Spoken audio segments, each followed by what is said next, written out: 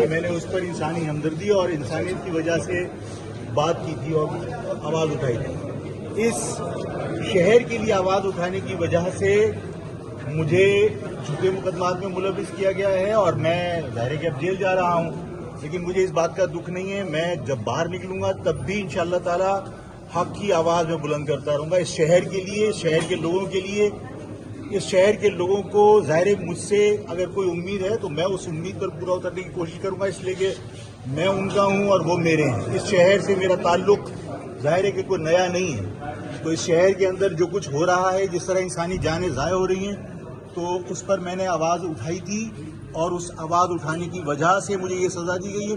یعنی میں آج جیل جا رہا ہوں، لیکن میرے اس جیل جانے کی وجہ سے وہ لوگ ایکسپوز ہو گئے جو ڈمپر مافیا اور واٹر ٹینکر کی مافیا کو سرپرستی کر رہے ہیں. آفاق صاحب یہ بتائیے گا کہ آج ایم کیو ایم نے قرارداد منظور کی ہے. 1 جنوری سے اب تک 70 لوگ نہیں مرے، 94 افراد اب تک جو ہے وہ جاں بحق ہوئے ہیں واٹر ٹینکر کی زد میں آ کر اور ڈمپر لوڈر کی زد میں آ کر.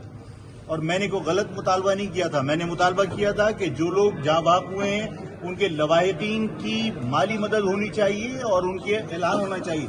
دیکھیے جو لوگ جاں بحق ہوئے ہیں وہ سارے کے سارے مہاجر نہیں تھے، لیکن میں نے اس شہر کے تمام لوگوں کے لیے آواز اٹھائی تھی. اس شہر میں جو لوگ جاں بحق ہوئے ان میں پنجابی بھی ہیں، پٹھان بھی ہیں. فیصل آباد سے 4 بچوں کا گروپ یہاں پر کراچی گھومنے کے لیے آیا تھا، وہ اس ٹینکر کی زد میں آ کر جو ہے وہ جاں بحق ہوئے.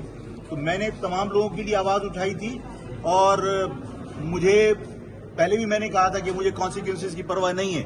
میرا فرض بنتا ہے کہ میں جہاں زیادتی ہو، جہاں ناانصافی ہو، میری درخواست یہ تھی کہ بھائی ان ٹینکرز کو، ان جو بڑے ڈمپر لوڈرز ہیں، ہیوی ٹریفک ہے، اس کو جو 6 بجے سے 11 بجے تک کا یا 11 بجے سے 6 بجے تک کا جو ٹائم ہے اس کے علاوہ نہ آنے دیا جائے. اچھا، آج ایک ایم کیو ایم کی جانب سے یہ کہا گیا ہے کہ مہاجر پختون سازش کرانے کی کوشش کی جا رہی ہے. حفیظ الدین صاحب نے اس حوالے سے قرارداد جمع کرا رہے ہیں. یہ ڈمپر مافیا کی آڑ میں مہاجر پختون فساد کرانے کی کوشش کی جا رہی ہے. ناظم آباد میں دیکھو جو ایم کیو ایم کا موقف ہے، ایم کیو ایم تو مطلب ظاہر ہے وہ کرے گی، لیکن دیکھو جو ناظم آباد میں، جو نئے ناظم آباد کے اندر جو واقعہ ہوا تھا وہ پختون کا واقعہ تھا.